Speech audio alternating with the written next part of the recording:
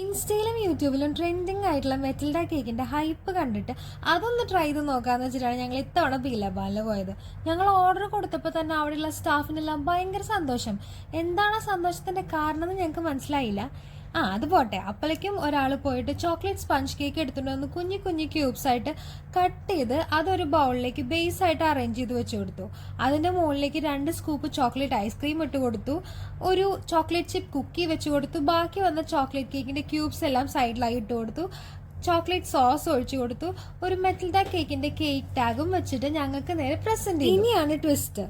സംഭവം അത്ര വൈറലായതുകൊണ്ട് പിന്നെ അവരുടെ ഹാപ്പിനെസ് എല്ലാം കൂടെ കണ്ടപ്പോൾ ഞങ്ങൾ ഭയങ്കര എക്സൈറ്റഡ് ആയിരുന്നു.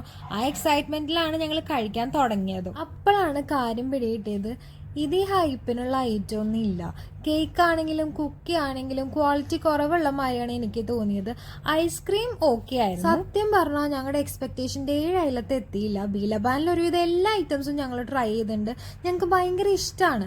പക്ഷെ ഇത് ഞങ്ങളെ വളരെയധികം നിരാശപ്പെട്ടിരിക്കണം. ഞങ്ങളുടെ അടുത്ത് അവിടുത്തെ ഒരു സ്റ്റാഫ് വന്ന് എന്തോ ആംഗ്യം കാണിക്കുന്നുണ്ടായിരുന്നു.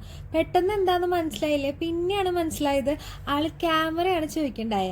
പുള്ളിക്കാരൻ ഞങ്ങളുടെ അടുത്ത് ക്യാമറ ഒക്കെ എടുത്തുകൊണ്ട് പോയി അവിടെ എല്ലാ സ്റ്റാഫിൻ്റെയും വീഡിയോ ഒക്കെ എടുത്ത് അവരുടെ ആവശ്യം കണ്ടപ്പോൾ ഞങ്ങളും ഒന്ന് ചാർജായി.